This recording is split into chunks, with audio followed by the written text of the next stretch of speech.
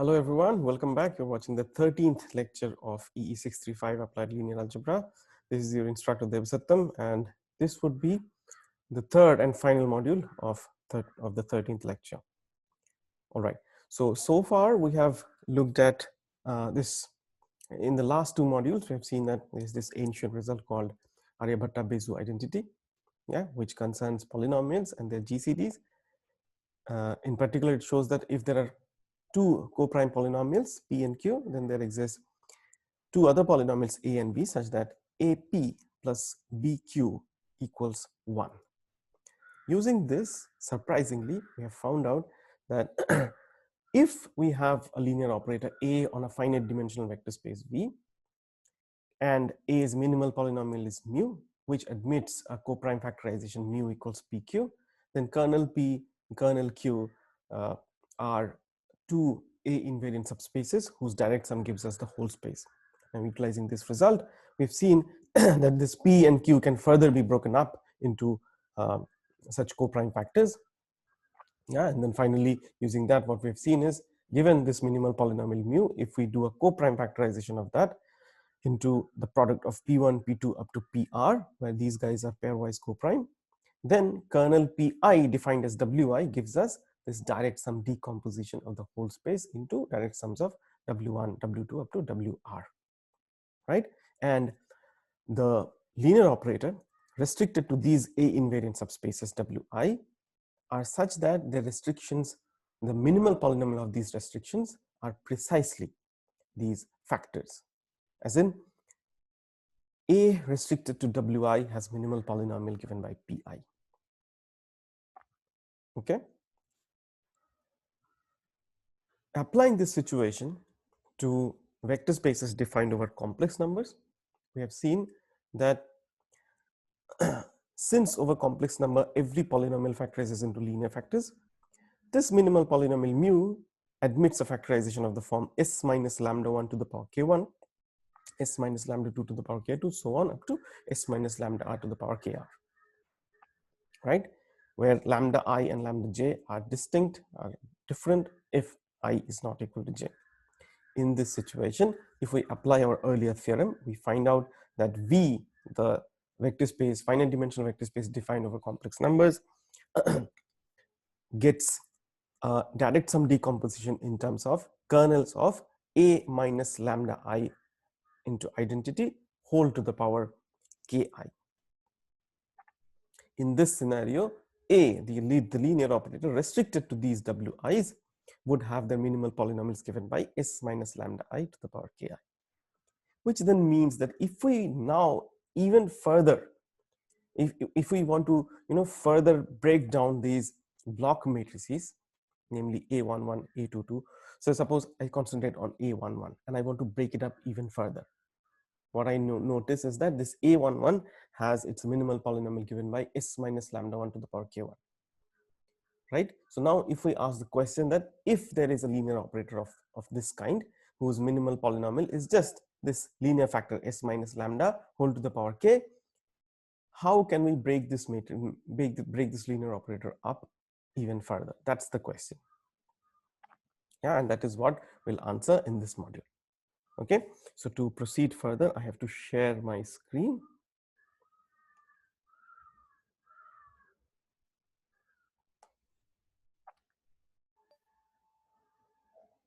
Right, so as I have written down at the end of the last module, it now remains to investigate the following situation where A is a linear operator over on a finite dimensional vector space V over complex number C. Sorry, dimension V is finite. Minimal polynomial of A has the form s minus lambda whole to the power k. Right. So let's see what we can do. Okay. Let us look at situations where we have something like this. Say we are in C3.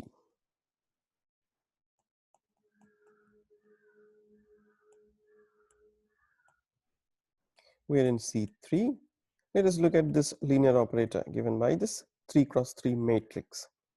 0 1 0 0 0 1 then -1, -3, -3. Yeah, what is its characteristic polynomial? Characteristic polynomial of this guy would turn out to be s cube plus 3s squared plus 3s plus 1, which you know is nothing but s plus 1 the whole cube. So this is its characteristic polynomial. Yeah, we already know that minimal polynomial must also have exactly same roots. So minimal polynomial must also be some s plus 1 whole to the power something, right? And we can go ahead and check that a plus identity is 1 1 0 0 1 1, then -1 -3 -2. Okay, let us call this matrix n. We can check that n squared is, let us do what this let's try and find out what n squared is. 0 1 -2, then then 1 0 -1 1 1 -3 0 1 -2. 1 0 -1 would give me 1, and this would give me -1. This would give me -1 and a +2, -1 and a +2 is +1. Then we have 1 1 -3, which would give me 2 here. Then it would give me 1 -3, which is -2, and then it would give me -1 -3, that is -4, +6, -4 +6 is +2. And then we have 0 1 -2, so I have 1 here. Then I have 1 -2, which is -1 here, and then I have -3 +4, which is +1. This is n squared. N cube would be 1 -1 1, 2 -2 2, 1 -1 1, multiplying 1 0 -1 1 1 -3 0 1 -2. All right, if I do this product, I get 0 0 0 0 0 0 0 0 0.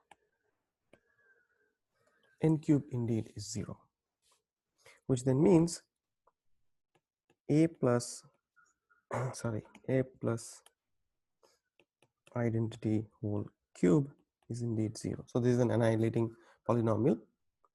Yeah, so therefore the minimal polynomial must divide this. Mu must divide s plus 1 the whole cube, right? So you see mu here divides chi. This is not a coincidence, this is always true. This is the so-called Cayley-Hamilton theorem, which says that chi always is an annihilating polynomial, which we have not seen it yet, but we'll do that very soon. So this mu divides s plus 1. So therefore mu must be either s plus 1 or s plus 1 whole square or s plus 1 whole cube, but we already know that neither so mu has these choices, s plus 1 or s plus 1 the whole squared or s plus 1 the whole cubed. But we already know that a plus identity is not the 0 operator, neither is a plus identity the whole square 0 operator, only this guy is the 0 operator. Therefore this must be the minimal polynomial, which means mu s must be s plus 1 the whole cube, right? So here is the thing. Now the question is, this matrix is this one. Can we write it down nicely? This is not diagonal. This cannot be block diagonalized, right? Because it has only, it has You can check that this has only, so identity is its eigenvalue. So 1 is its eigenvalue. A plus identity, if you look at the kernel, the rank of this matrix is 2, and so its kernel dimension has 1. So there is only one linearly independent eigenvector. So therefore, it's not diagonalizable. Can we go close to being diagonal? Right? So that's the question that we are trying to answer. So what do we do in that situation? Okay, we'll see that this will admit a representation which would look something like this. Its representation A is representation in a basis. The one that we are looking for is the so-called Jordan block, which in this case is going to look like 1 1 0, sorry, minus 1, because yeah, minus 1 is its eigenvalue. I'm sorry, minus 1 is its eigenvalue. I kept saying plus 1 to be the eigenvalue, but minus 1, it doesn't matter, right? 0 minus 1 1 0 0 minus 1. Yeah, this is the form that we are looking for. This is a Jordan block.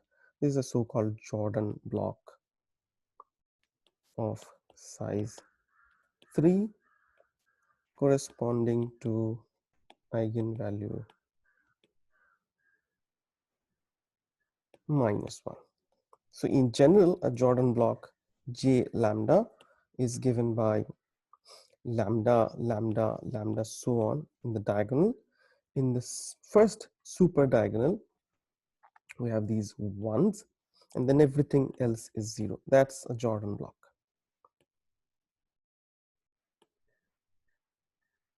Right? Surprisingly, the number of Jordan blocks need not always, the size of the Jordan block need not always be the same as the dimension of the space. Indeed, one can have Jordan blocks of this kind also. I can have a J which looks like, lambda 1 0 0 lambda 1 0 0 lambda, right? There's a Jordan block like this. There could be another Jordan block lambda 1 0 lambda like this, and this could be our whole matrix. Yeah, so this is the kind of representation that we're looking for. You see, in this case also, the minimal polynomial of this guy is s minus lambda to the power cube. Yeah, although the matrix is of size 5 cross 5, its characteristic polynomial is s minus lambda to the power 5. Okay, so this is the kind of representation that we are looking for. So the theorem that we're going to prove is the following. So let me not state the theorem per se, but rather explain to you what we are trying to figure out, what we are trying to obtain finally. So suppose the setting is like that. We have A, which is a linear operator from this finite dimensional vector space to itself over the field of complex numbers. Suppose minimal polynomial of this actually has nothing to do with C. It could be any F. The factorization required complex numbers, but this thing that we are discussing can be done over any field. Mu s is of the form, let's say, s minus lambda to the power k, as I have said before. Okay, what we are going to find out here, what we are going to show here, is that there exists a basis B for V such that A under this basis admits a representation that looks like the following: lambda 1 0 0 lambda 1 0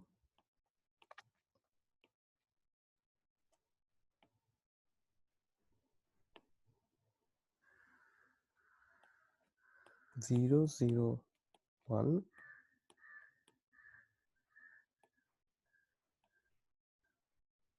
right.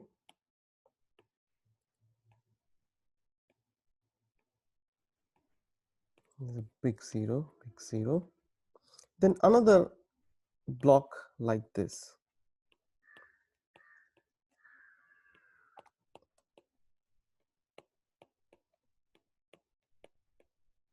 another such block, yeah, and so on, blocks like these. You see, each block is a Jordan block of some size. Yeah, so this is what we are expecting. So in short, this is going to be j lambda 1, j lambda 2, dot dot dot up to j. Let me not use this because it's confusing. It looks like as if it's a power. It's not a power. 1, 2, j lambda some number r. Everything else is 0. Where each of these guys are Jordan blocks of various sizes. Remember, Jordan block is a matrix which contains lambda in its diagonal, super diagonal all ones, and everything else is 0. Yeah, the question is, how do I get this basis? So once again, see, it's a block diagonal matrix, but it's special. It's block diagonal where each block has its eigenvalue given by lambda. And not just that, it's almost a diagonal matrix because it contains lambda in the diagonal, but not everything else is 0. The super diagonal is still all ones, but then everything else is 0. Yeah, these sizes may be different or the same. Yeah, but these are called Jordan blocks of various sizes. This is called the Jordan canonical form for this particular case where the eigenvalue of the operator is just lambda. The question is, how do we get this? How do we get this representation? In order to get that representation, let us first look at one particular Jordan block and let's see what's happening there. Yeah. Say we have, say A is already in this Jordan canonical form. Suppose it looks like lambda 1 0 0 lambda 1 0 0 lambda. And suppose we have one more Jordan block that looks like this. Yeah, let us try and analyze what is happening here. What is the basis for this situation? This is in the standard basis. So the standard basis is for C, and the standard basis here would be E1, E2, E3, E4, E5. It's a 5 by 5 matrix. So dimension is 5, E up to E5 is the standard basis. Notice that we have the following situation. A minus lambda I E1 is 0. You can check. It's better if we write down A minus lambda I. A minus lambda I in this situation is given by 0 1 0 0 0 1 0 0 0, then 0 1 0 0. This is how A minus lambda I looks like. So therefore it's clear, it's obvious that A minus lambda I into E1 is going to be 0. Okay, what is A minus lambda I E2? That is, this have to be multiplied by E2 here. That will choose the second column, and the second column is actually E1. So this is E1. Similarly, when I multiply this by E3, is going to choose the third column, which happens to be E2, which means A minus lambda I E3 is E2. Similarly, multiply this by E4, you're going to get A minus lambda I is going to choose the fourth column, which is just 0. So this is 0 times E4 is 0. And similarly, if you multiply this by E5, it's going to choose the last column, which happens to be E4. So A minus lambda I E5 is E4.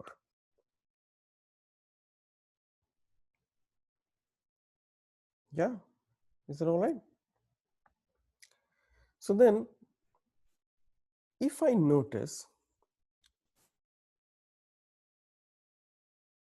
what we are having for a basis here is this. You see, E1, E2, E3, E4, E5 is my basis, but there is something special happening with E3. E3 certainly appears in the basis, fine, E3, but then I get the other basis vector by making A minus lambda I act on E3 once. That gives me E2. A minus lambda I when acts on E2 produces E1, which means this square E3 gives me E1. So this is how I get E3, E2, E1. This is E3, this is E2, E2, this is E1. Yeah. Likewise, I start with E5. Yeah. And then if I make A minus lambda I act on E5, that gives me E4. So this is how I construct this basis.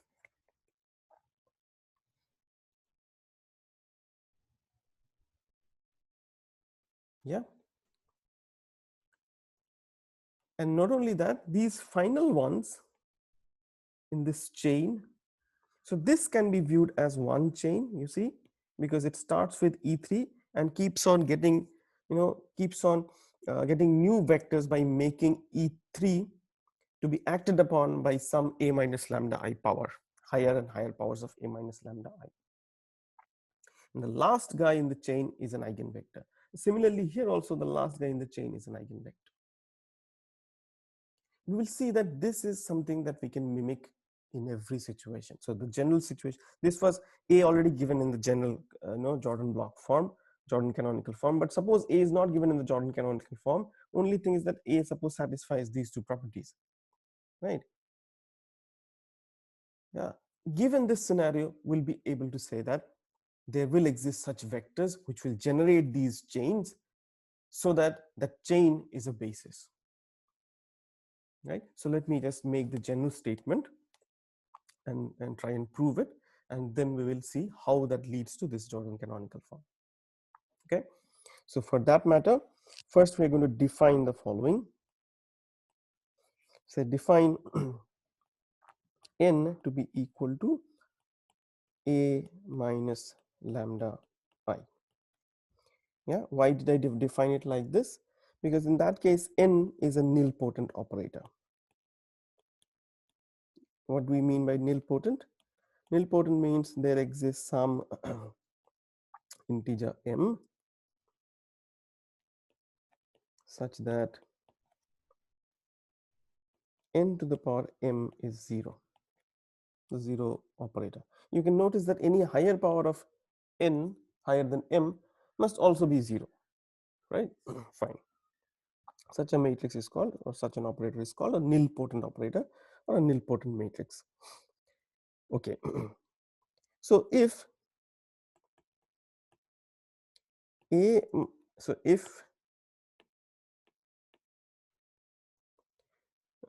if mu of A is s minus lambda to the power k, this implies n to the power k is 0.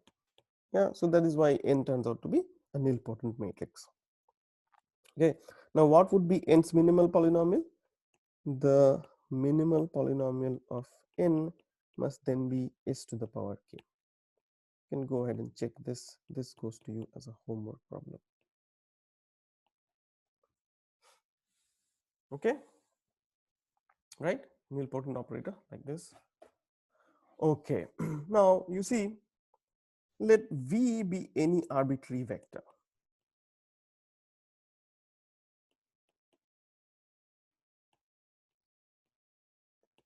Okay, so now I look at nv, I look at n squared v, I look at n cubed v, and so on.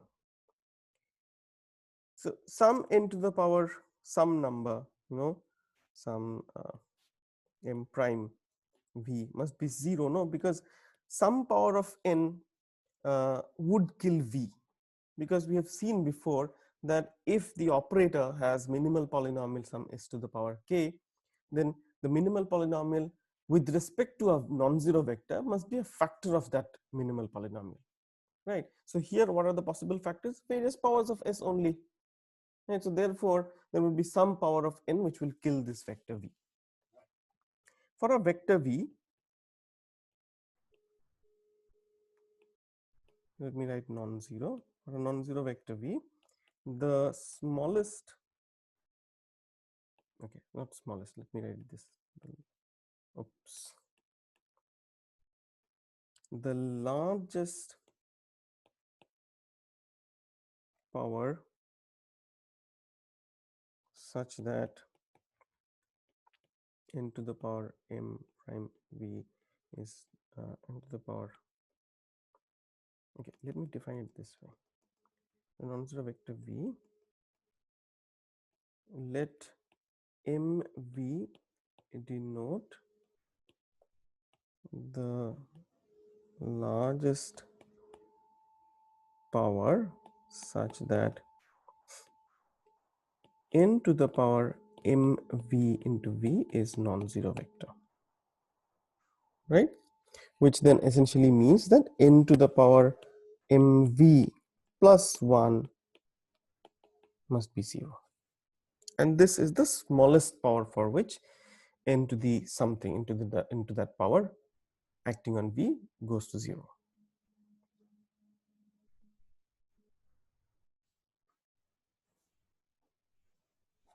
Yeah, is that all right?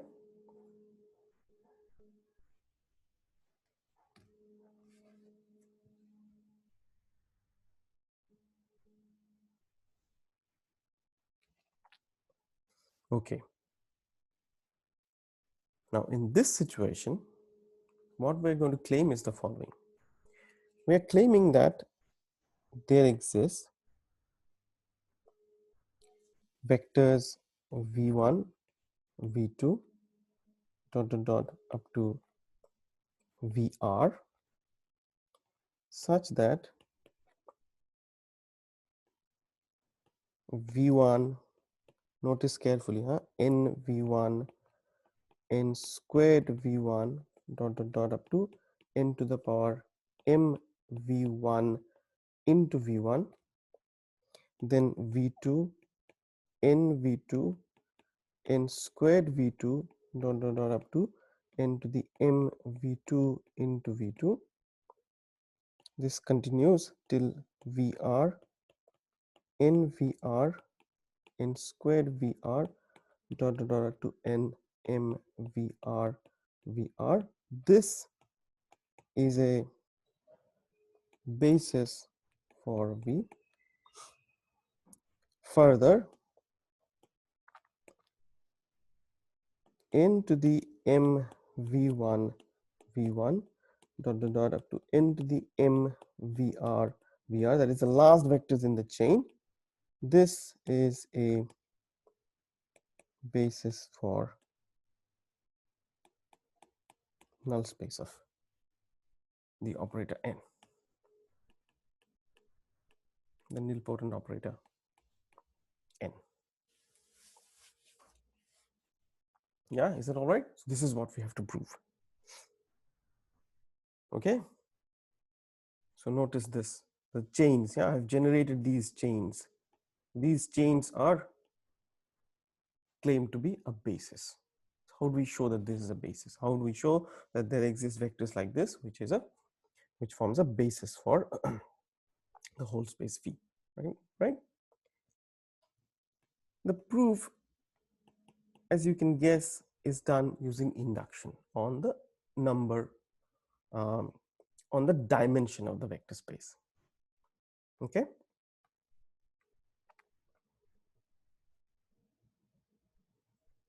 Right. So proof is done by induction, and we'll see that this is done pretty easily. The base step is very simple, because the base step would be done for, let's say, when the dimension is equal to 1. So it's just a one-dimensional vector space. It's a nilpotent operator. What can it be? Just 0, right? It has to be the 0 operator, because otherwise, see, if it's a one-dimensional vector space, then it's isomorphic to the field itself. In the field, if there is a linear operator, it has to be multiplication by a number, and that multiplication by a number raised to some different power going to 0 over a field would mean that the number itself is 0, right? So therefore, the base step is trivial. Base step is trivial. Yeah, think about this. If it's not clear, then let me know. So all we have to do is we have to prove the inductive step. Yeah. For the inductive step, what we do? Well, right. So for the inductive step, we assume that the theorem holds for V with dimension strictly less than n. We'll prove that it holds for n also, to show that it holds for n also, right? Okay, so we can look at n restricted to the A invariant subspace image n, right?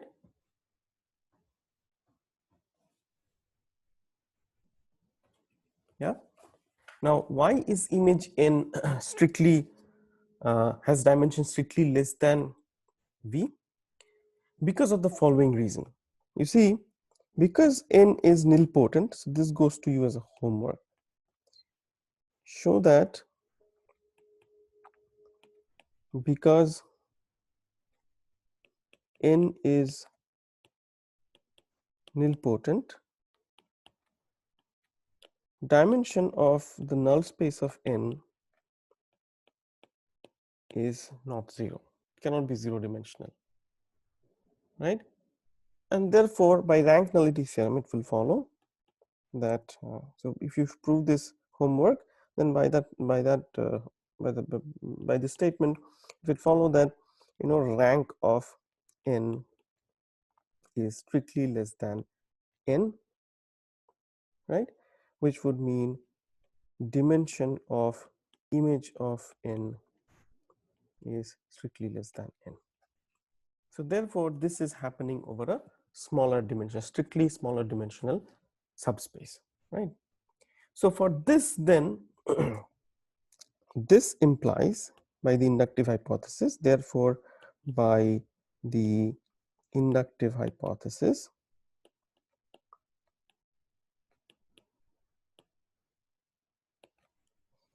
there exist vectors u1, u2 dot dot dot up to u say r tilde, all of them in the image of n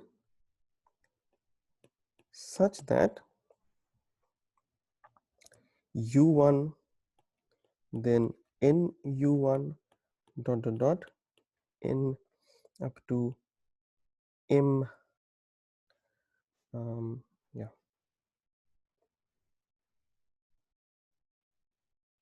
m of u1 u1 u2 n u2 dot dot dot up to n to the power m u2 u2. This continues this trend. We have u r tilde n u r tilde dot dot dot up to n m u r tilde u r tilde. This is a basis for image of n, and these last vectors in the chain n m u1 u1 dot dot dot up to n m u r tilde u r tilde.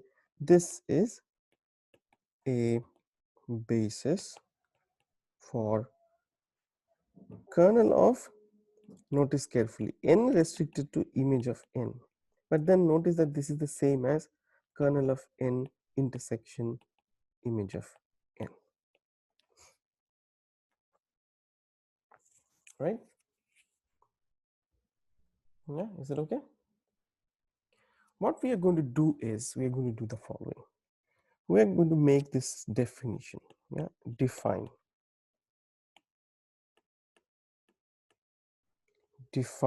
the following.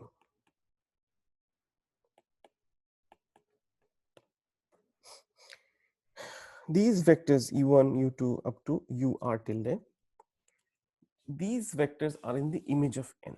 But because they're in the image of n, there would exist vectors v1, v2 up to vr tilde, which are such that n times v1 must be u1, n times v2 must be u2, and so on. So since u1 dot dot dot up to ur tilde belongs to image of n, there exists v1 dot dot dot up to vr tilde in in v such that u1 equals n v1 dot dot dot ur tilde equals n vr tilde. Okay, notice that in that case m u1 plus 1 must be equal to m v1. Similarly, m ur tilde must be plus 1 must be equal to m vr tilde, right? Okay, and then define the following. Look at kernel of n. Kernel of n, we already have a subspace. Inside kernel of n, we already have a subspace kernel of n intersection image of n. So therefore, I can just do the following. Kernel of n then can be written as a direct sum of kernel of n image of n plus sum w. W is this complementary subspace of this guy within kernel of n. And let v r tilde plus 1, v r tilde plus 2 dot dot dot up to v r. Let this be a basis for w, right? Yeah, is that all right? What we are going to claim is the following. The claim is that under this construction, this v1, v2 dot dot dot vr tilde plus 1 dot dot dot up to vr is the desired set of vectors v. Remember, what was that desired set of vectors?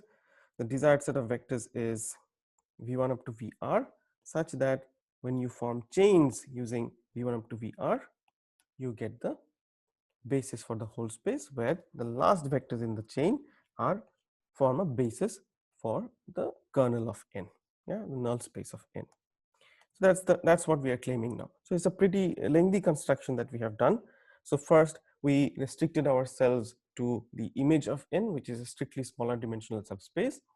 So therefore, by inductive hypothesis, we'll have these vectors u1 up to ur tilde, right, where the theorem would hold true.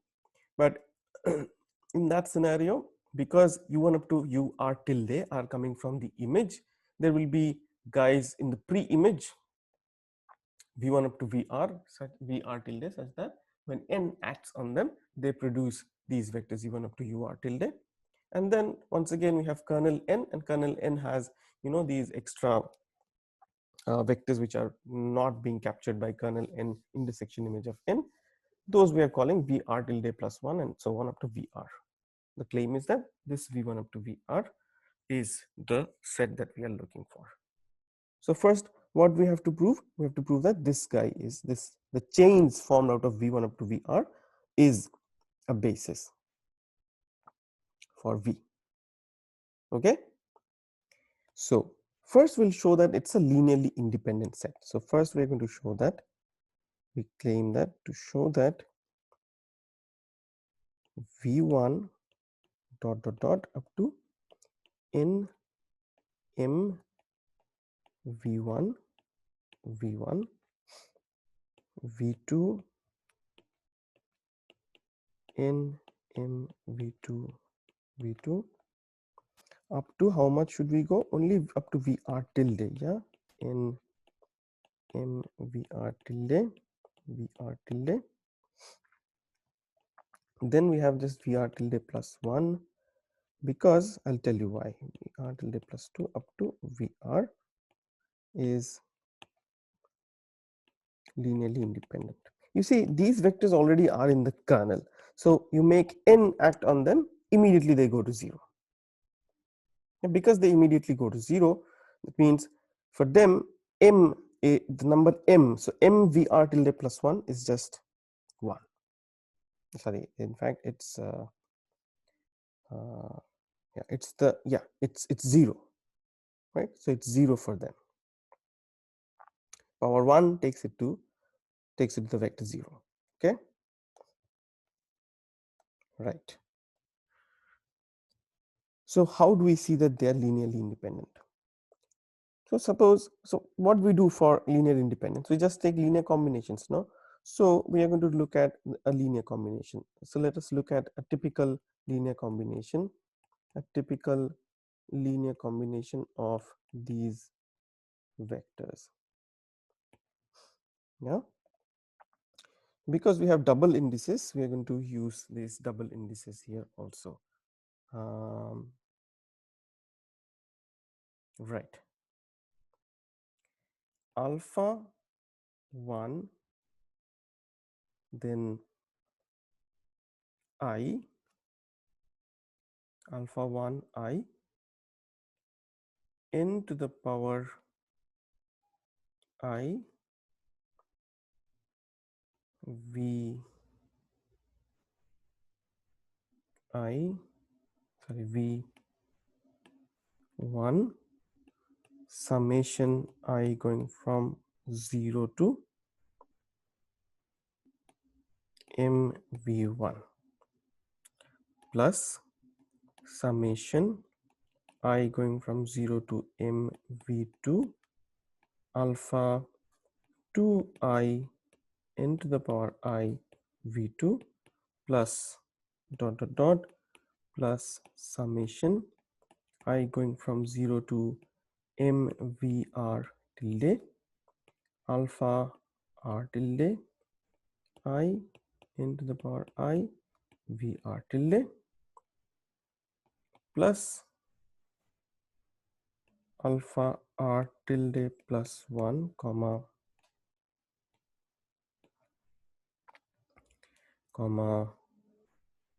we don't need any I here because vr tilde plus 1 plus dot dot dot, these sums don't run over anything, v alpha r, yeah, there is nothing.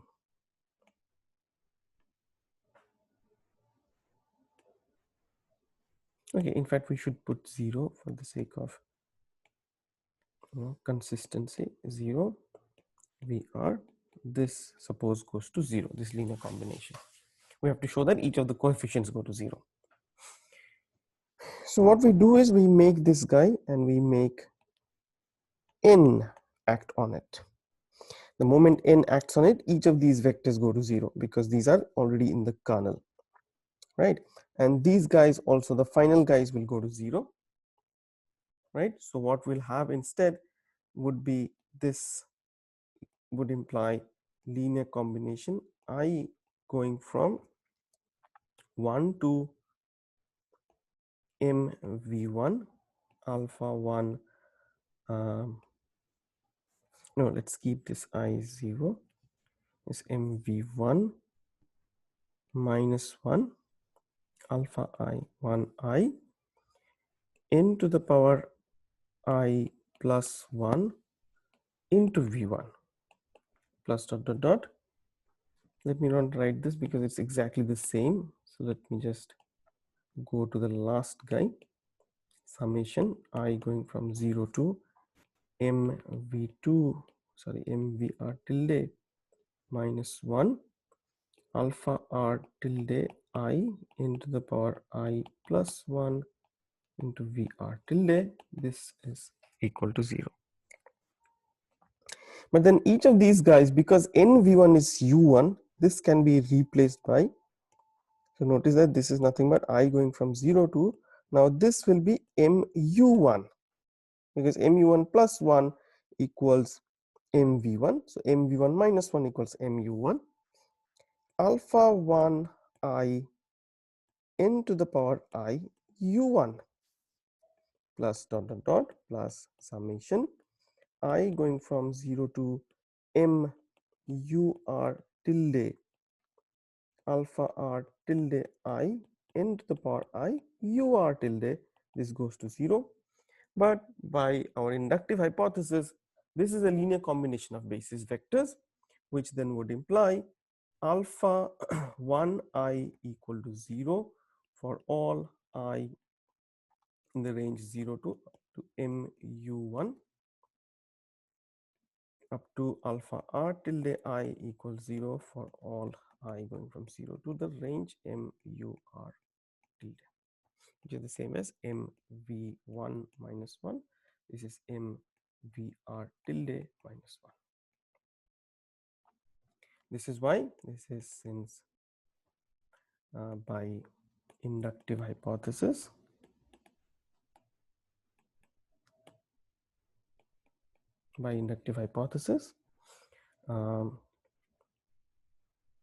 the vectors involved in the linear combination above forms a basis for image of n, right? So therefore these coefficients go to 0. But if these coefficients are 0, then what was our original linear combination? This was our original combination within the brackets, yeah, in the square brackets. That's the original linear combination. So from each of these sums, we are missing out only one term. Everything else is 0. So from each of the sum, we'll have one term, and then we'll have these terms, yeah. So then from star,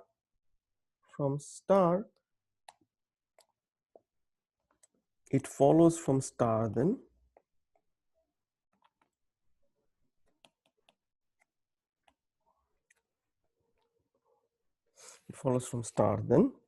okay, notice alpha 1 mv1 into n to the power, oh no, sorry,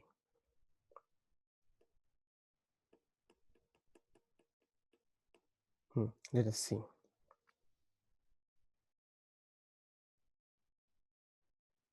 Yeah, mv1 minus 1, right? Yeah. So alpha 1 mv1 n to the power mv1 into v1, yeah, plus dot dot dot up to alpha r tilde mvr tilde into the power mvr tilde into vr tilde plus alpha r tilde plus 1 0 vr tilde plus r tilde plus 1 dot dot dot plus alpha r 0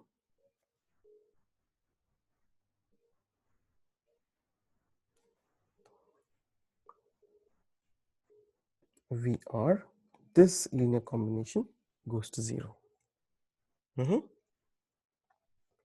Now what is this guy n to the power mv1 v1? This is the same as, notice, n to the power mv1 v1, the same as n to the power mu1 u1, right? So that means these vectors, the ones that we have here in the top line, these vectors dot dot dot n to the power mvr tilde vr tilde is equal to n m ur tilde ur tilde. This is a basis for kernel n intersection image n by the inductive hypothesis.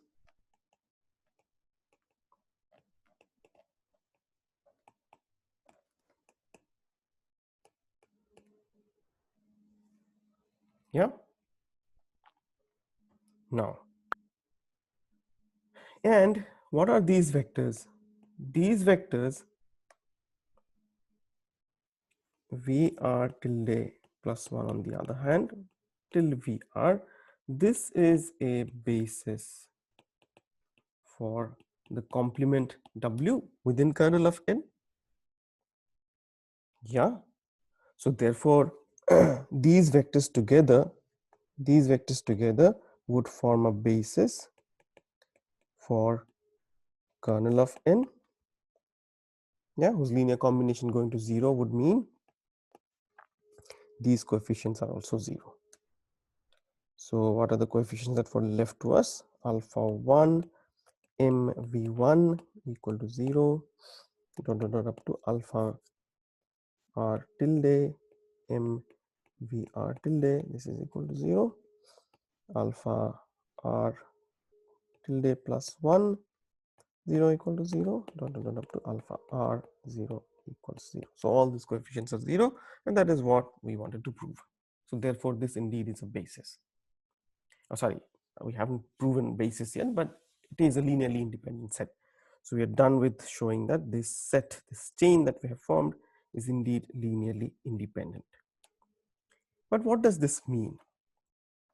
Yeah, what we mean by, so what is the consequence of this being linearly independent?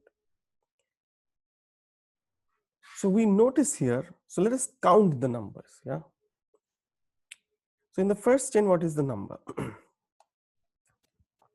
So the question is, what is the number of vectors in this linearly independent set?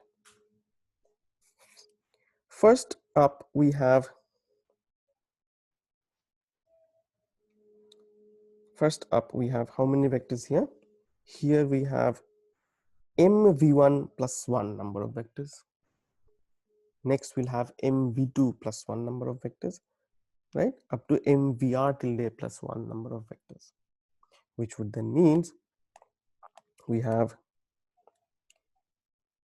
mv1 plus dot up to mvr tilde plus r tilde number of vectors, and then plus we'll have r minus r tilde number of vectors, right? The other vectors, that is vr tilde up to vr tilde plus 1, vr tilde plus 2, and so on up to vr. So there are r tilde minus r minus r tilde number of vectors. So this will cancel out. So we'll have total number of vectors given by mv1 plus dot up to mvr tilde plus r, these many vectors, right?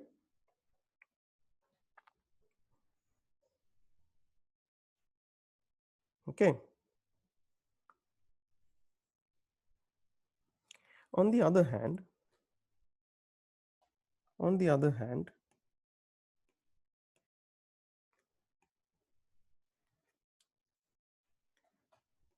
a dimension of kernel of n would be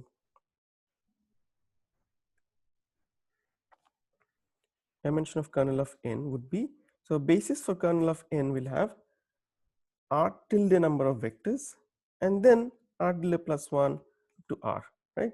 So therefore dimension of kernel of n would be, so first I have r tilde vectors and then I have r minus r tilde number of vectors. This will cancel, so there's r. So this is the dimension of the vector space of kernel of n, right? Because what is the basis for kernel of n? Basis for kernel of n is, first I have basis for kernel of n intersection. So let me write it properly. On the other hand, this is correct, but let me not do any step jump. On the other hand, dimension of kernel n intersection image n, that is just r tilde. Why? Since n to the power m v1 v1 dot up to n to the power m vr tilde is a basis for kernel n intersection image n. Now, how many vectors are there? R tilde. Yeah. On the other hand, dimension of W, which is its complementary subspace, is given by R minus R tilde. Therefore, if we sum them up, we get the dimension of kernel of n. Dimension of kernel of n is R tilde plus R minus R tilde, cancels out, we have R. So this is the dimension of kernel of n. We also know the dimension of the image of n by inductive hypothesis. What is a basis for the image of n? By inductive hypothesis, where is it? Yeah, this is the, yeah, yes, u1 up to ur tilde. Yes. So this is a basis for, this whole thing is a basis for image of n, right? How many vectors are there? There are mu1 plus 1 and r tilde of them. So dimension of image of n is mu1 plus 1 mu2 plus 1 dot up to mur tilde plus 1, which certainly amounts to mu1 plus dot up to mur tilde plus how many? R tilde. This is the dimension of image of n.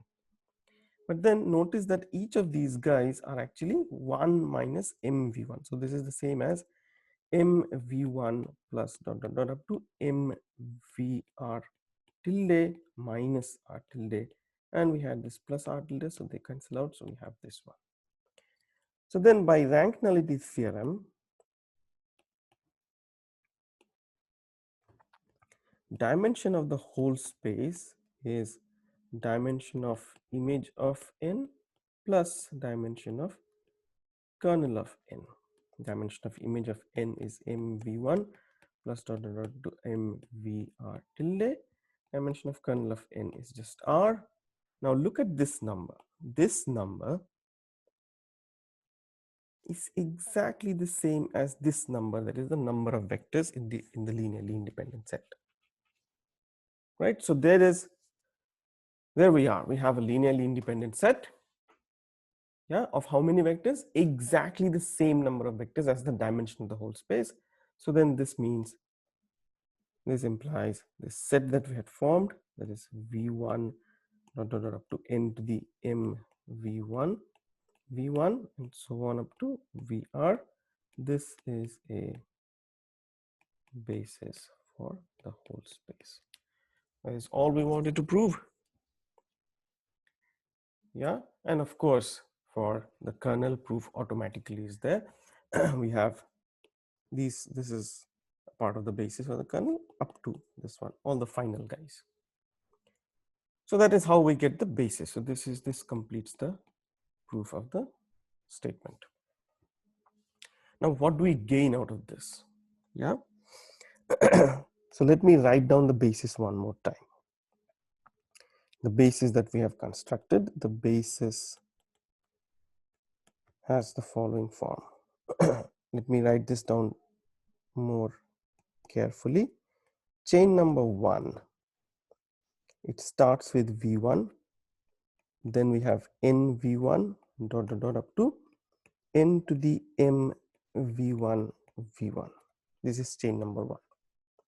Just rearrange them, yeah, and write them as n m v1 first, v1 first, and then n to the m v1 minus 1 into v1, and dot dot dot finally go to v1. This is chain number 1. Look at chain number 2, and once again write it in the reverse order. So we have m2 n v2 dot dot dot up to n to the m v2 v2. Write it in the reverse order. So start with n to the m v2 multiplying v2, n to the m v2 minus 1 multiplying v2 dot dot dot up to finally v2, like this. And this reversed form of these chains, this is how suppose we write the basis. Let me call this set C1 for chain 1, C2, and so on, like this.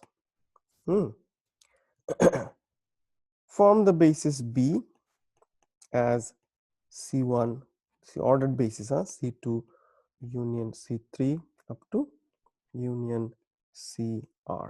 Such vectors we had. This is how we form the chain. Now notice how n would look like in this basis. So ordered basis is C1. We start with C1. We look at the first vector of C1 and see how n acting on that vector is represented in this basis. Okay, notice n m v1 is the first vector. What would happen if n acts on it? What would happen if n acts on it? It will go to 0. Yeah, because m v1 is this largest number for which n to the power m v1 multiplying v1 will go to 0. This is the largest number m v1. Anything beyond that will go to 0. So this is going to go to 0. And also we have seen that this is a vector in the null space of n. So of course it will go to 0. So this is all zeros. Okay, big zeros. What will happen when n acts on the second vector? It will come to the first vector, right? So then this will be 1, this will be e1 and all zeros. Okay. Then the next guy here is n to the m v1 minus 2 acting on v1. That when gets acted upon by n will come here, which is the second basis vector. It will be 0, 1, 0, and all zeros, like this, no? And finally we'll have this guy v1 out here, right? v1 when n gets acted upon it, it will just go to the last but one vector, which would mean this will be, so this will continue, finally it will go to 0 and 1. This is the block that we'll get. So this block corresponds to C1 vectors. How many vectors are there? Precisely. So what is the size of this block? The size of this block is the number of vectors in C1. So more precisely, if I take n and try and represent this in the basis B, what I'm going to get is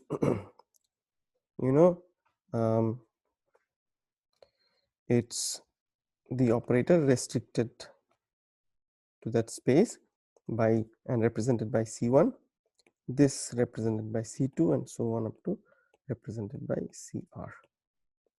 And each of these representations by C1 is going to look like 0, 1, 0, 0, 0, 1, 0, 0, 0, 0, 1, 0, 0, 0, 0. See the diagonal 0 only in the super diagonal. In the first super diagonal we have these ones appearing. This is a Jordan block of size mv1 plus 1,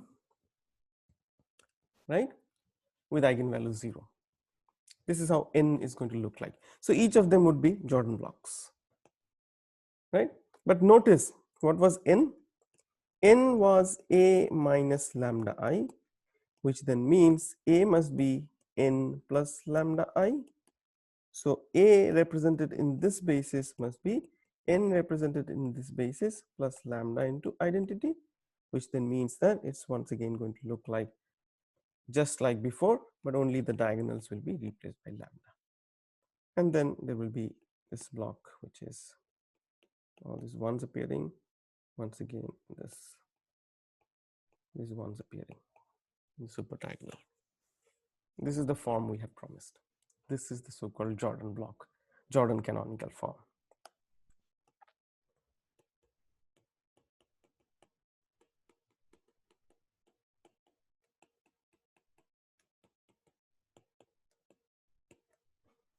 Right? So this part that we have discussed here, this you will not find in this form in Hoffman and Kunze, but the other textbook. I don't remember the chapter number now. The chapter number you can find easily, but you should look for the Jordan canonical form and you should be able to see this. Right? So I will give you some exercise problems very soon. And if you solve those exercise problems, you'll get your ideas will be clearer about this representation. Let me stop the screen sharing here. Right. So let me just give you a very quick recap of what we have done. We have seen that each, so once we have done this, co-prime factorization of the minimal polynomial, what happens is that I can concentrate on, so this co-prime factorization gives me this this decomposition into direct sum of A invariant subspaces. With that, we get the block diagonal representation of the linear operator. Now, each block in the block diagonal would be such that its minimal polynomial would be exactly equal to the corresponding factor. Over complex numbers, those corresponding factors would be of the form s minus lambda whole to the power k. Now we pick that portion whose minimal polynomial is s minus lambda whole to the power k. We see that there, if I look at the nilpotent operator corresponding to that, namely a minus lambda I, then that a minus lambda I nilpotent operator will have vectors like v1, v2 and so on to vr, such that the chains that they generate would be a basis, and the last guys in the chain will be in the kernel of n. But being in the kernel of n means a minus lambda I will kill those vectors, so those vectors will be the eigenvectors. So the last guys in these chains will be the eigenvectors. So how many chains will be there? Precisely as many as the number of linearly independent eigenvectors. Right? So the dimension of the kernel of a minus lambda wave, lambda I will give you the number of Jordan blocks will be there. Yeah.